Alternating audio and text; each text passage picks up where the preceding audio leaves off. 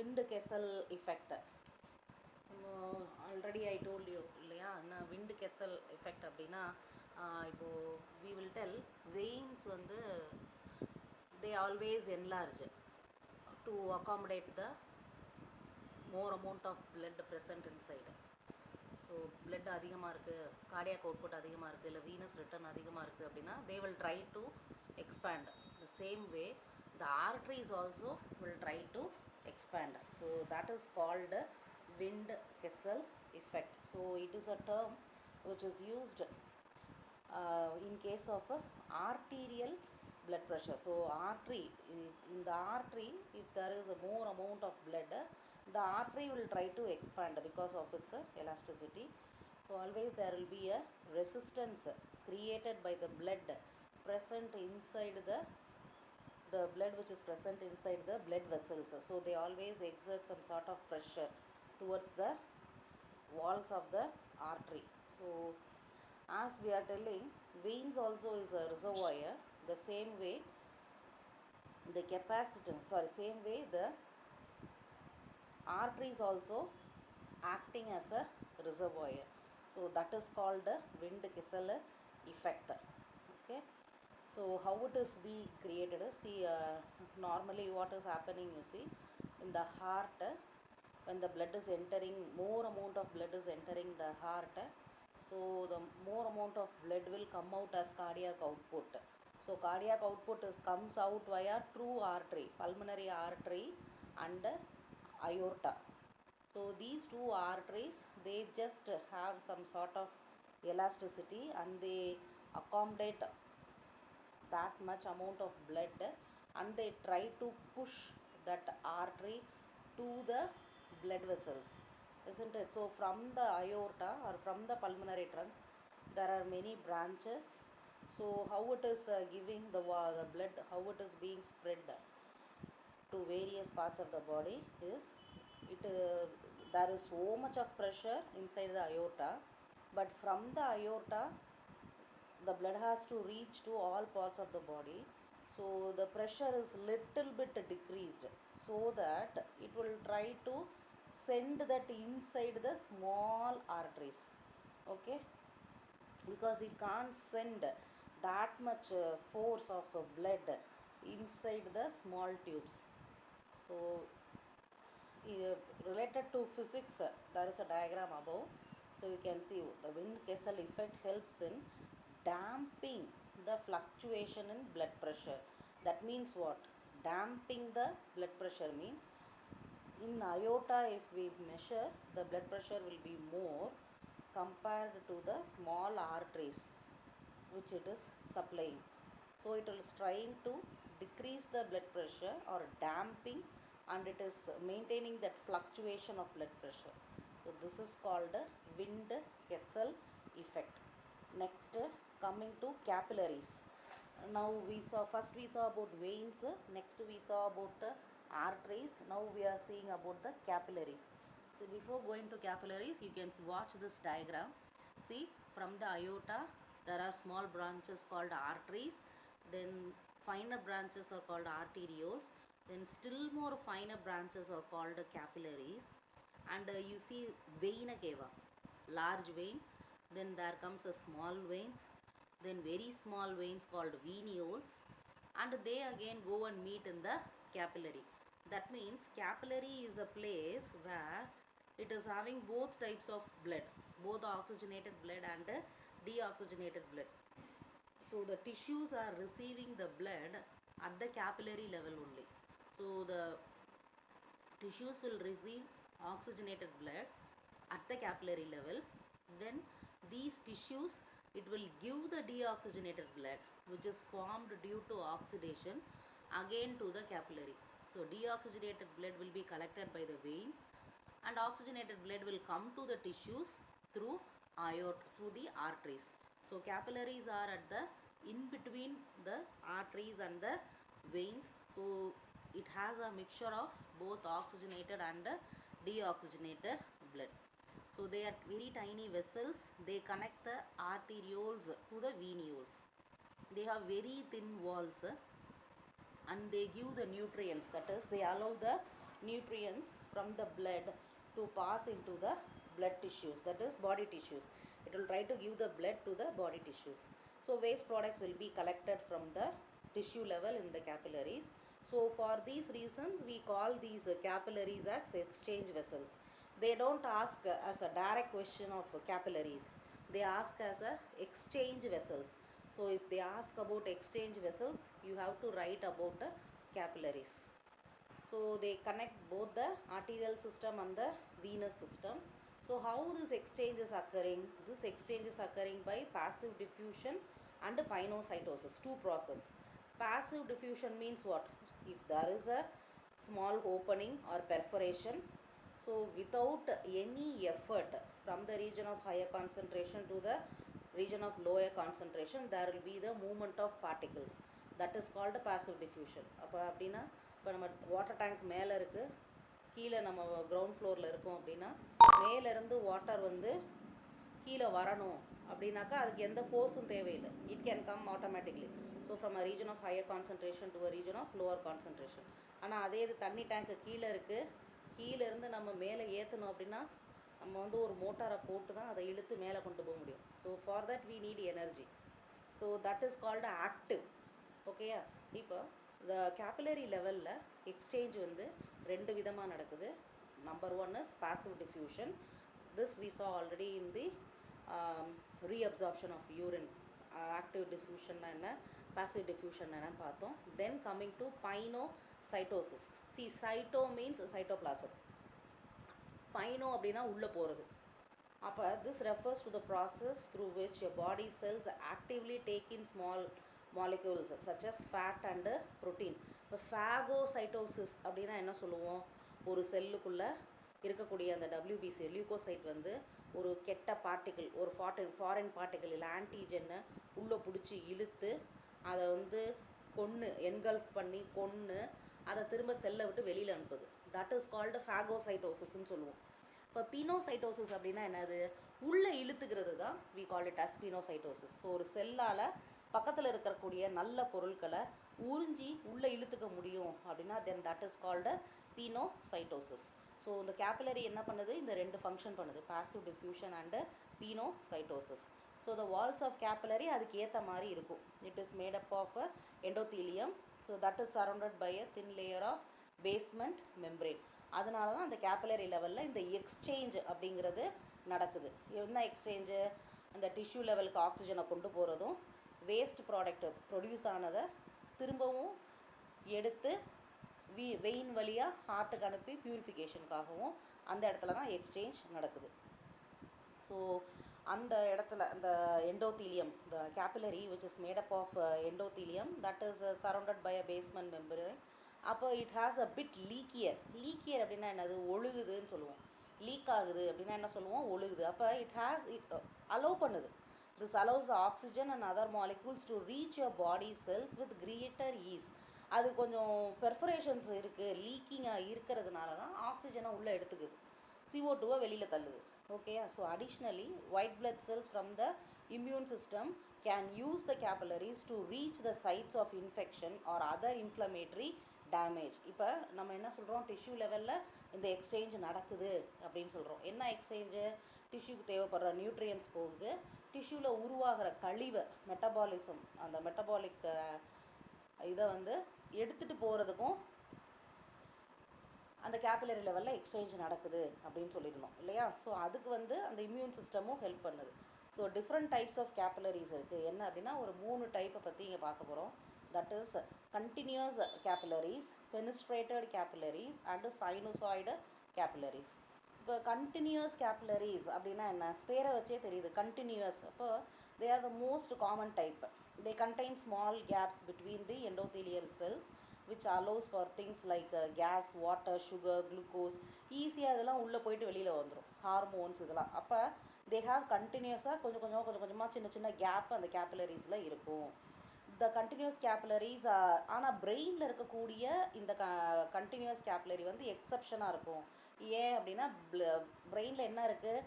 Blood brain barrier. அது வந்து ஒரு ஹைப்போதட்டிக்கல் பேரியர். ஏற்கனவே சொல்லியிருக்கேன் உங்களுக்கு. ஹைப்போதட்டிக்கல்னால் உண்மையாகவே அப்படி ஒரு பேரியர் கிடையாது. ஆனால் பிரெயினில் மட்டும் இருக்கக்கூடிய பிளட் வெசல்ஸ் வந்து கம்ப்ளீட்டாக அதுக்குள்ளே இருக்கக்கூடிய அந்த பிளட்டில் இருக்கக்கூடிய எல்லாத்தையும் பிரெயின் டிஷ்யூக்கு கொடுக்காது, அதாவது நியூரோக்ளையாவுக்கு கொடுக்காது. ஏன் அப்படின்னா சர்டன் அமௌண்ட் ஆஃப் சில நல்ல இதை மட்டும்தான் கொடுக்கும், மீதியை வந்து அது ஃபில்டர் பண்ணி உள்ளே எடுத்துக்காது.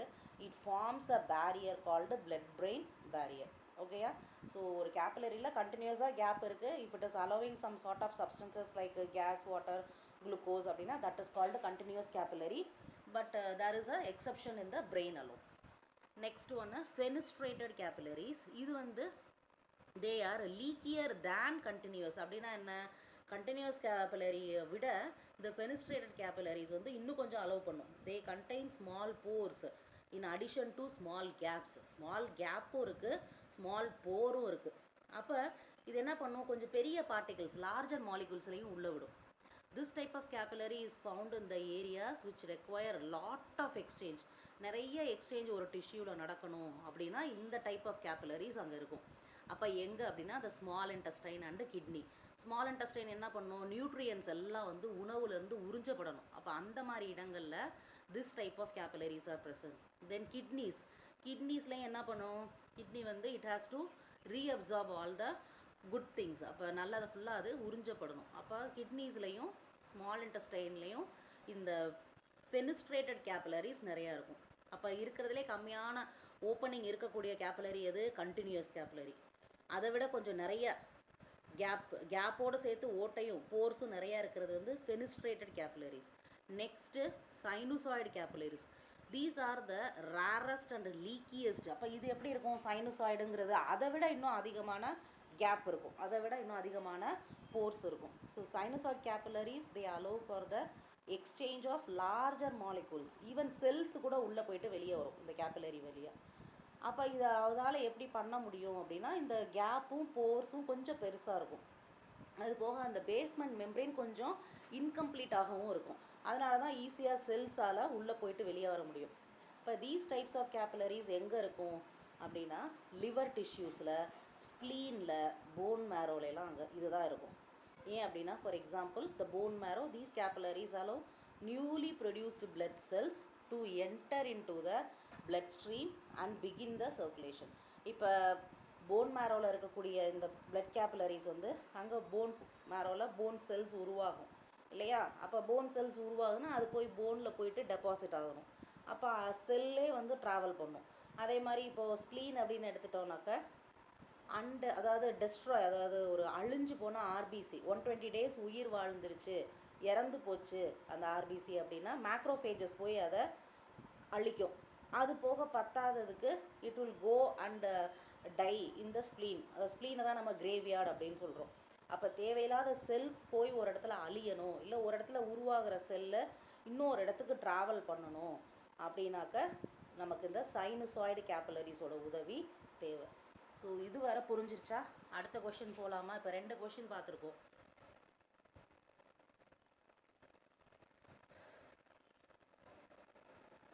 Del me. Okay, then coming to syncope. இப்போ சின்கோப் அப்படின்னா என்னது? மயக்கடிச்சு கீழே விழுகிறது. அதுதான் வந்து we call it as a syncope. Okay, அப்போ it is a medical term for fainting or passing out. அப்படின்னா மயக்கம் போட்டு கீழே விழுகிறது. இது என்ன ஆகும் அப்படின்னா டெம்ப்ரவரியாக வந்து it is caused by temporary drop in the amount of blood that flows to the brain. பிரெயினுக்கு போகக்கூடிய பிளட்டு டெம்ப்ரவரியாக ஸ்டாப் ஆகுது அப்படின்னா அது உடனே ஒரு மயக்கம் வரும்.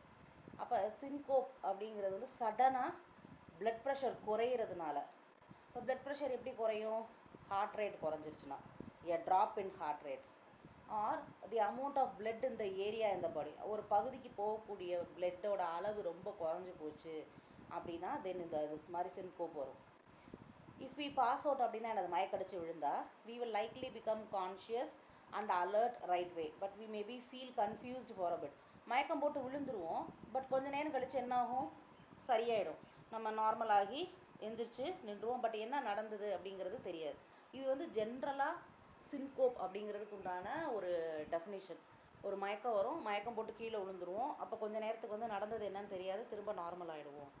அப்போ இது எப்படி நடக்குது அப்படின்னா, அது ஆட்டோனாமிக் நர்வஸ் சிஸ்டம்னால தான் இது நடக்குது. அதாவது ப்ரீத்திங், அது எதை கண்ட்ரோல் பண்ணுது, நம்மளோட பிளட் ப்ரெஷர். ப்ரீத்திங் அதாவது ரெஸ்பிரேட்டரி சிஸ்டத்தை கண்ட்ரோல் பண்ணுது, ஹார்ட்டோட ஃபங்க்ஷன்ஸை கண்ட்ரோல் பண்ணுது, அப்புறம் பிளாடரை கண்ட்ரோல் பண்ணுது. அப்போ இது எல்லாம் பண்ணும்போது most times these things happen without us noticing. அப்படின்னா என்ன, இது எப்போ மயக்கம் வருது என்னன்னு we will not be able to follow. ஏன்னா ஆட்டோனமிக் நர்வஸ் சிஸ்டம்க்கு தான் தெரியும் இவன் எப்போ மயக்கம் போட போகிறான், இவனோட நிலைமை சரியில்லை அப்படின்னு நமக்கு தெரியாது. யாருக்கு தெரியும், ஆட்டோனமிக் நர்வஸ் சிஸ்டத்துக்கு தான் தெரியும். உட்காந்து ஒரு ஒர்க்கு பார்த்துக்கிட்டே இருப்போம், திடீர்னு பார்த்தீங்கன்னா ஃபெயிண்ட் ஆகிருப்பாங்க. என்ன அப்படின்னா காலையில் சாப்பிடலை, அப்புறமா தண்ணி அடித்து முகத்தில் தண்ணி அடித்து எழுப்பி ஏதாவது தண்ணி ஏதாவது குடிக்க கொடுப்போம். Then she will be all right, he or she will be all right. ஓகேயா? ஸோ எப்படி எல்லாம் எவ்வளோ காமனாக இருக்குது, இது எவ்வளோ தூரம் நல்லது இல்லை இது எவ்வளோ தூரம் மோசமானது, இதோட டைப்ஸ் என்ன அப்படிங்கிறத இப்போ நம்ம பார்க்க போகிறோம். Syncope. So how common is syncope, எப்படி வந்து இது ரொம்ப காமனாக இருக்குது அப்படின்னா, it is a very common. அதாவது மென்னை விட கொஞ்சம் விமன் அதிகமாக இருக்காங்க. ஏன்னா அனீமிக், மென்னை கம்பேர் பண்ணும்போது விமன் வந்து ஹீமோக்ளோபின் கம்மியாக இருக்கிறதுனால அவங்களுக்கு அடிக்கடி இந்த மயக்கம் வரும். அதே மாதிரி வயசானவங்களுக்கு அதிகமாக வரும் இல்லையா? வீட்டில் நிறைய பேர் வயசானவங்க வந்து பாத்ரூம் போகும்போது மயக்கடிச்சு விழுந்து தான் ஸ்ட்ரோக்கோ இல்லை கால் ஒடிகிறதோ இடுப்பு எலும்பு ஒடிகிறதோ நடக்கும். இல்லை மயக்கம் போட்டு விழுந்ததில் ஆன் த ஸ்பாட் அவங்க இறந்துட்டாங்க அப்படிங்கிறது கூட வரும். So it occurs when during the old age also. அப்போ இதோட டைப்ஸ் என்ன அப்படின்னா, வேசோ வேகல் சின்கோப் அப்படின்னா கார்டியோஜெனிக் சின்கோப். இதுக்கு பேர் கார்டியோஜெனிக் சின்கோப் ஆர் வாசோவேகல். சி வாசோனா something related to blood vessel, vagal அப்படின்னா என்னது, 10th cranialனா வேகஸ். அப்போ இது ரெண்டையும் ரிலேட் பண்ணி என்னமோ இருக்குது இல்லையா? So vasovagal syncope, it is a most common type of syncope. It is caused by sudden drop in BP which causes a drop in blood flow to the brain. இது என்ன அப்படின்னா, இப்போ நம்ம எந்திரிச்சு நிற்கும்போது the gravity causes the blood to settle in the lower part. இப்போ நிறைய பேர் பார்த்துருக்கீங்கன்னா, இப்போ நீங்கள் ஹாஸ்பிட்டல் விசிட் வந்து டெம்பரவரியாக கொஞ்ச நாள் தான் போனீங்க, பட் கண்டினியூஸாக நீங்கள் ஒரு பேஷண்ட்டை வந்து ஒரு ரொம்ப நாள் பார்த்துருக்க மாட்டீங்க இல்லையா? ஒருத்தவங்க வந்து ரொம்ப நாளாக பெட் ரிடனில் இருக்காங்க, அவங்களுக்கு வந்து நம்ம சிட்டிங் கொடுக்கணும், படுக்கையிலேருந்து அவங்கள உட்கார வைக்கணும் அப்படின்னா அவங்களுக்கு டக்குன்னு ஒரு மயக்கம் வரும். ஏன் அப்படின்னா சேஞ்ச் ஆஃப் பொசிஷன். படுத்திருக்கும்போது தலைக்கு பிளட் நல்லா போயிட்டுருக்கும், உட்காரும்போது என்னாகும், தலையிலேருந்து அந்த பிளட்டு கீழே இறங்கும் டியூ டு கிராவிட்டி இல்லையா? கிராவிட்டி அப்படின்னாலே பிளட்டு கீழே இறங்கும். அப்போ தலைக்கு போகக்கூடிய பிளட் வந்து கொஞ்சம் கம்மியாக இருக்கும். இப்போ அதே மாதிரி சிட்டிங் டு ஸ்டாண்டிங் போகும்போது என்ன ஆகுது, சடனாக தலைக்கு போகக்கூடிய அந்த பிளட்டோட அளவு குறையும், லோவர் லிம்ஸ்க்கு தான் அதிகமாக போகும். ஸோ இந்த மாதிரி சேஞ்ச் ஆஃப் பொசிஷனில் வர்றது தான் அந்த வேகல் சின்கோப். அப்போ இது எப்படி நடக்குதுன்னா, டக்குன்னு வந்து சடனாக அந்த பிபி லோவாகி மயக்கம் அடித்து விழுந்துருவாங்க. நிறைய பேர் பார்த்திங்கன்னா ஹாஸ்பிட்டலில் நிறைய பேஷண்ட்டு பொசிஷன் சேஞ்ச் பண்ணுறதுல இறந்து போகிறது because of these type of syncope. Okay, so care should be taken. எப்போ அவங்களோட பொசிஷன்ஸை நம்ம மாற்றும்போது சுப்பைனில், அதனால தான் இப்போ எப்படியான பெட்டெல்லாம் கொடுத்துருக்காங்க, எலிவேட் பண்ணிக்கிற மாதிரி. அவன் ரொம்ப நாளாக படுத்தே இருக்க வேண்டாம், படுத்திருந்தா கூட ஃபுட்டுக்கு நிமிர்ந்து உட்கார முடியல அப்படின்னாலும் let him sit in the அந்த பெட்டு வந்து அவங்க சப்போர்ட்டட் சிட்டிங்கில் உட்காந்துருக்கட்டும் அப்படின்னு சொல்லிட்டு they try to elevate the bed end இல்லையா? பெட் எண்டை எலிவேட் பண்ணுற மாதிரிலாம் இப்போ பெட் இருக்குது. So that is easy, that is good for their progression. So some patients with vasovagal syncope they have a condition call, இதை தான் நம்ம இன்னொரு பேர் சொல்கிறோம், கால்டு ஆர்த்தோஸ்டாட்டிக் ஹைப்போடென்ஷன். ஸோ இதுக்கு 3 பேர் இருக்குது, கார்டியோ நியூரோஜெனிக்கு, வேசோவேகல், இன்னொன்று ஆர்த்தோஸ்டாட்டிக்கு ஹைப்பர் டென்ஷன். இது என்ன அப்படின்னாக்கா, இந்த பேஷண்ட் வந்து நிற்கும்போது டக்குன்னு வந்து this causes blood to collect in the legs and leads to a quick drop in the blood. டக்குன்னு வந்து ஒருத்தனை, இது மெயினாக இந்த ஆர்த்தோ அப்படின்ற பேர் வர்றதுனால நீங்கள் இப்படி கூட திங்க் பண்ணலாம், ஒரு லோவர் லிம் ஃப்ராக்சர் இருக்குதுன்னு வைங்களேன், லோவர் லிம் ஃப்ராக்சர் இருக்குது, அவரை வந்து நம்ம நிற்க வைக்கணும், ஒரு வாக்கர் கொடுத்து நிற்க வைக்கணும், அப்புறம் நம்ம ப்ரொக்ரெஷன் நடக்க வைக்கணும் அப்படின்னு நினைப்போம். இல்லை ஒரு ஸ்ட்ரோக் பேஷண்ட் இருக்காங்கன்னு வைங்களேன், அவங்கள பொசிஷனை சேஞ்ச் பண்ணி சிட்டிங் உட்கார வைக்கிறது, ஸ்டாண்டிங் கொண்டு வர்றது அப்படின்னு இருக்கும்போது யூ வில் ட்ரை இல்லையா? ஐசியூவில் இருந்தாலும் சரி, வெளியில் வார்டில் இருந்தாலும் சரி, வென் யூ ஆர் ட்ரையிங் எப்போவுமே வந்து சிங்கிள் பர்சனாக போக மாட்டாங்க, ஒரு குரூப்பாக 4-5 பேராக தான் போவாங்க. ஏன் அப்படின்னா நீங்கள் என்ன பண்ணியிருப்பீங்க, உட்கார தான் வச்சுருப்பீங்க, இப்படி உட்கார வச்சு ஜஸ்ட் அவங்கள்ட்ட பேசலான்னு யூ வில் பி ஸ்டார்டிங். அதுக்குள்ளே பார்த்தீங்கன்னா அவங்க பின்னாடி அப்படியே டம்முன்னு விழுந்துருப்பாங்க. அப்போ அவங்கள ரொம்ப நாளாக படுத்திருக்காங்க, அவங்கள வந்து உட்கார வைக்கணும். இல்லை உட்கார தான் செஞ்சுருக்காங்க, இன்னும் அவங்கள நிற்கவே வைக்கல, இன்றைக்கி தான் ஃபஸ்ட் டைம் நிற்க வைக்க போகிறோம் அப்படின்னா 2-3 பேராக தான் சேர்ந்து போய் அதை வேலையை பண்ணுவாங்க. இல்லைன்னா நிற்கும்போது நீங்கள் கஷ்டப்பட்டு நிற்க வச்சுருப்பீங்க, மயக்கம் சிட்டிங் டு ஸ்டாண்டிங் சப்போர்ட்டோடு நிற்க வச்சுருப்பீங்க. ஒரு நிமிஷம் சப்போர்ட் எடுத்துருப்பீங்க, இல்லை நீங்கள் சும்மா கூட இங்கிட்ட அங்கிட்டமா ஏதாவது டேர்ன் பண்ணியிருப்பீங்க, அவன் டக்குன்னு டமால்னு விழுந்துருவான் அந்த பேஷண்ட்டு. ஸோ இந்த மாதிரி கீழே விழுந்து அடிபடுறது நிறைய ஹாஸ்பிட்டல்ஸில் நடந்திருக்கு. ஓகேயா? So this is called vasovagal syncope. Then coming to situational syncope.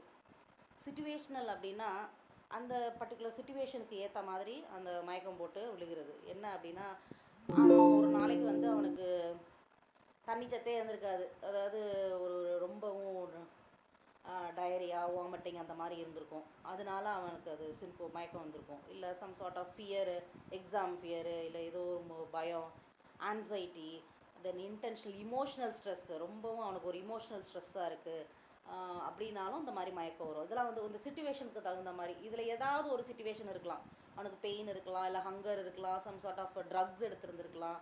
Then sometimes hyper ventilation.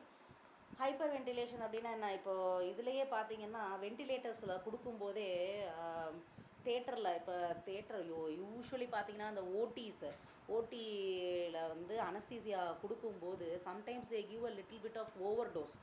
அப்போ ஓவர் டோஸ் கொடுக்கும்போது என்ன ஆகுது, அவனுக்கு அந்த திரும்ப ரெக்கவரியும் வந்து லேட் ஆகும். அப்போ ரெக்கவரி லேட் ஆகும்போது என்ன ஆகும், அவன் வந்து அங்கே ஓகே அவனுக்கு சர்ஜரி முடிஞ்சிருச்சு, இல்லை அவன் இதாகிட்டான், அவனை வார்டுக்கு ஷிஃப்ட் பண்ணியிருப்பீங்க.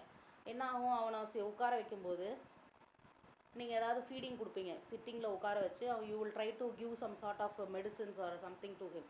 உட்கார வைக்கிற ஸ்டேஜில் என்ன ஆகும், டக்குன்னு டம்முன்னு பின்னாடி சாஞ்சிடுவார். ஓகேயா? ஸோ சம் சார்ட் ஆஃப் இந்த மாதிரி ஹைப்பர் வென்டிலேஷனு, இல்லை அனஸ்தீசியா லெவல் கூட போகிறது. தென் ஃபோர்ஸ்ஃபுல் காஃபிங். சில பேர் பார்த்தீங்கன்னா இருமுவாங்க பாருங்கள், ஓவராக இருமுறது, தும்முறது, அவங்களுக்கே வந்து ரொம்ப கஷ்டமாக இருக்கும். அப்போ தென் யூரின் மிக்சுரிஷன் சின்கோப் அப்படின்னா என்னது, யூரின் போயிட்டுருக்கும் போதே அதாவது most of the people, I'm not considering about the boys, but girls they go for a squatting இல்லையா? ஸ்குவாட்டிங்கில் தான் they go for a urination. அப்போது ஸ்குவாட்டிங் பொசிஷனில் யூரினேஷன் பண்ணிவிட்டு திரும்ப எந்திரிக்கும் போது, ஸ்குவாட் பண்ணும்போது உங்களோட நீஸ் எல்லாம் எப்படி ஃப்ளெக்ஸ் ஆகுது, கம்ப்ளீட் ஃப்ளெக்ஷன் 135 டிகிரியில் ஃப்ளெக்ஸ் ஆகிடுது உங்களோட நீ ஜாயிண்ட். எந்திரிச்சு நிற்கும்போது என்னாகும், they get a faint. So that is called situational syncope. Then பாஸ்சுரல்.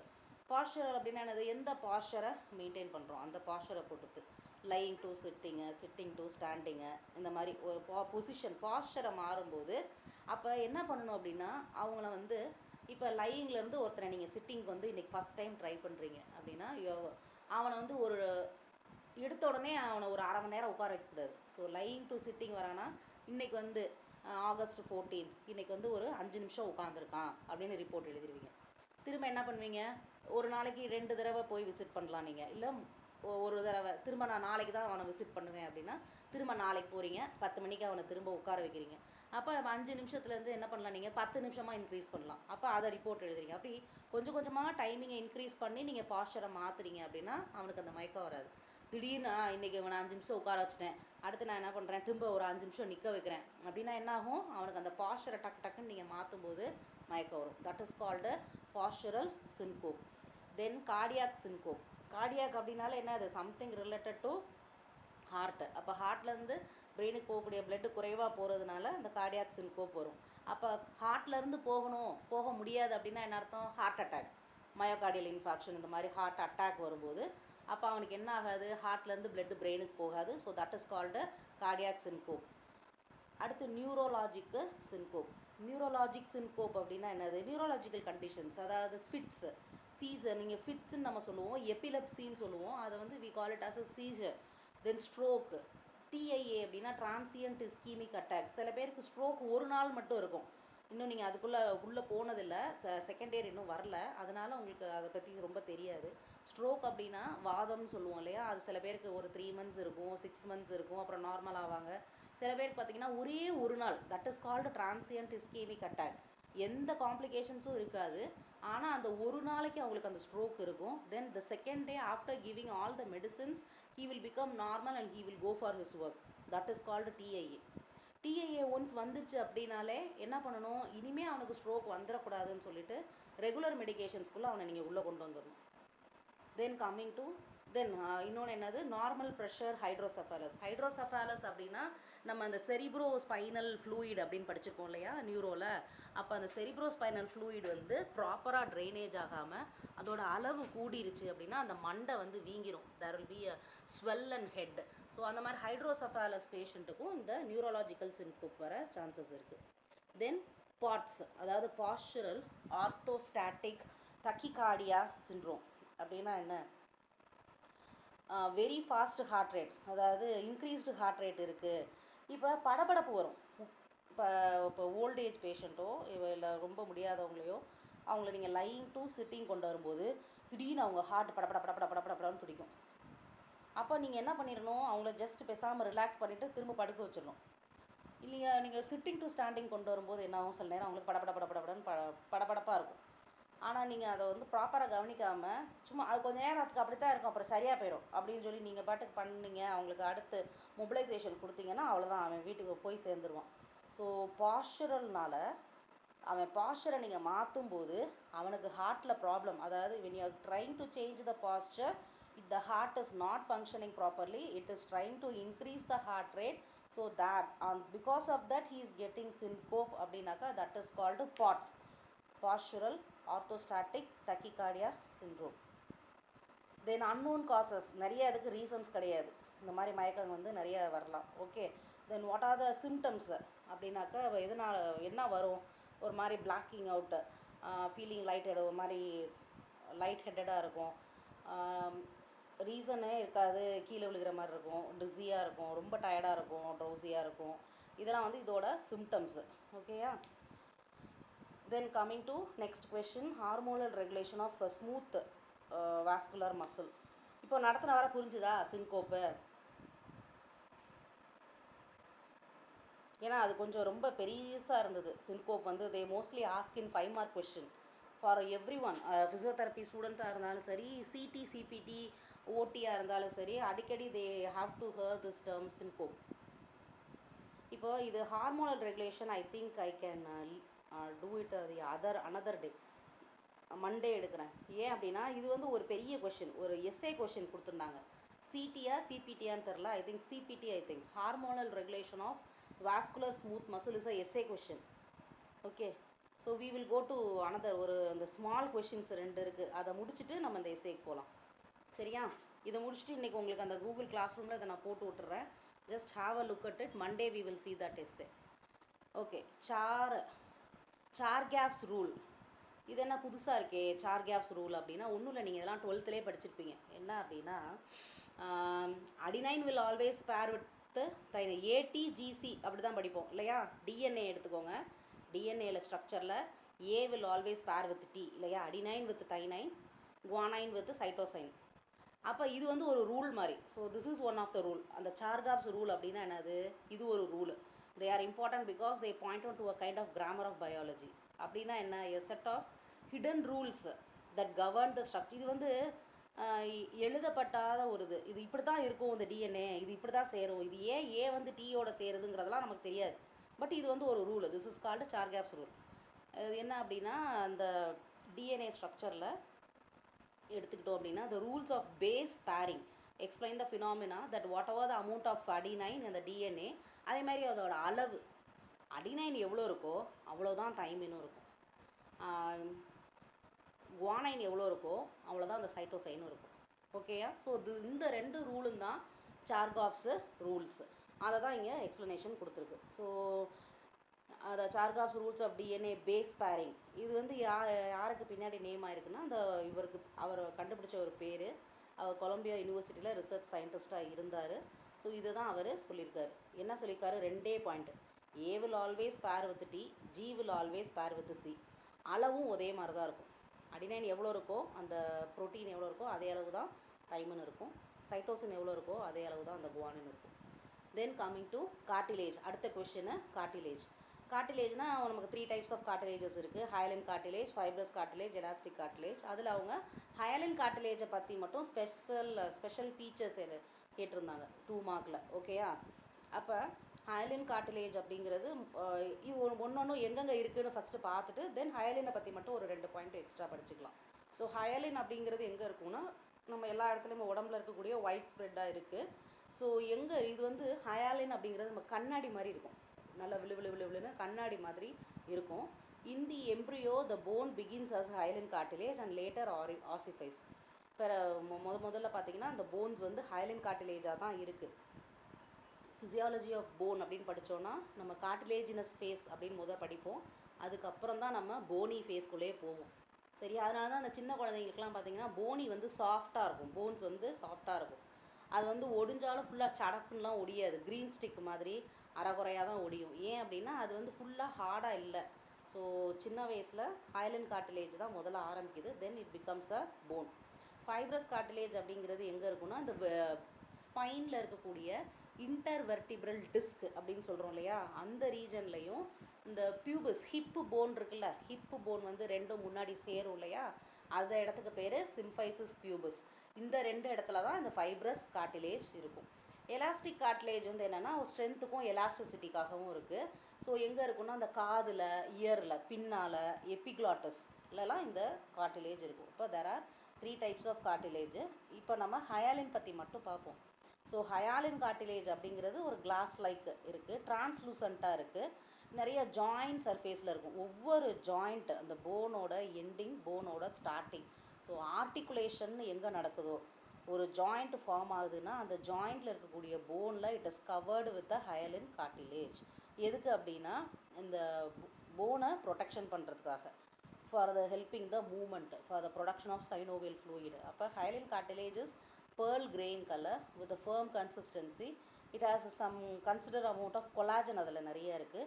இதுக்கு இன்னொன்று தெரிஞ்சுக்கோங்க, it contains no nerves or no blood vessels and its structure is also very simple. சரியா? நர்வும் கிடையாது, ரத்த ஓட்டமும் கிடையாது. பின்ன அது எப்படி அது உயிர் வாழுது? Only with the help of water content. அந்த பக்கத்தில் இருக்கக்கூடிய தண்ணி சத்தை வச்சு மட்டும்தான் இந்த கார்டிலேஜெல்லாம் உயிர் வாழும். ஸோ இது வந்து என்னென்னா ஜஸ்ட்டு கார்டிலேஜோட டிஸ்கிரிப்ஷன். இந்த it consist of a bluish white shiny ground substance. Collagen நிறையா இருக்கும். எங்கெல்லாம் லொக்கேஷன் இருக்கும்? Ends of long bones, ribs, nose, larynx, trachea, bronchi tubes, இங்கே எல்லாத்துலேயுமே வந்து ஃபீட்டல் ஸ்கெலிட்டன், அங்கெல்லாம் இந்த ஹயலின் கார்டிலேஜ் இருக்கும். இதோட ஃபங்க்ஷன் என்ன? ஸ்மூத்தாக இருக்கும், அந்த சர்ஃபேஸஸை ஸ்மூத்தாகவும் ஜாயிண்ட்டை வந்து நல்லா ஸ்மூத்தாக வச்சுட்டு ஃப்ளெக்சிபிலிட்டிக்கும் சப்போர்ட்டுக்கும் இருக்கும். அப்போ இந்த ஹயலின் கார்டிலேஜை 2ஆக பிரிக்கிறோம். ஒன்று costal cartilage and articular cartilage. Costal அப்படின்னா என்னது? Ribs. So these are bars of hyaline cartilage that connect the ventral ends of ribs to the sternum. Then cellularity of costal cartilage decrease by வயசு ஆக ஆக வந்து அந்த செல்லுலாரிட்டி வந்து குறைஞ்சிக்கிட்டே வரும். ஆர்டிகுலர் கார்டிலேஜ்னால் போன் ரெண்டும் சேரக்கூடிய இடங்களில் இருக்கிறது தான்.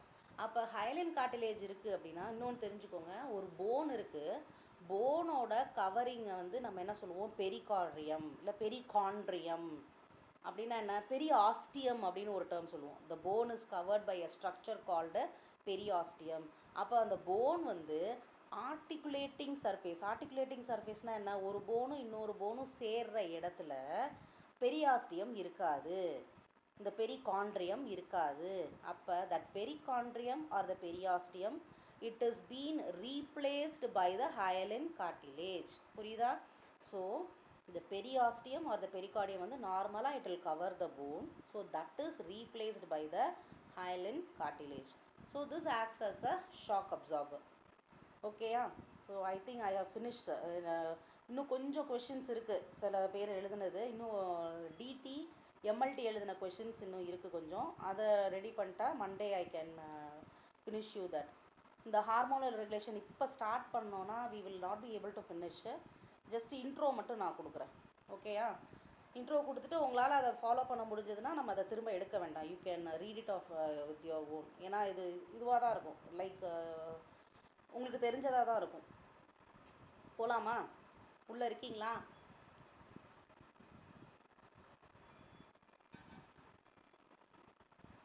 உள்ளே இருக்கீங்களா? தூங்கிட்டீங்களா? ஓகே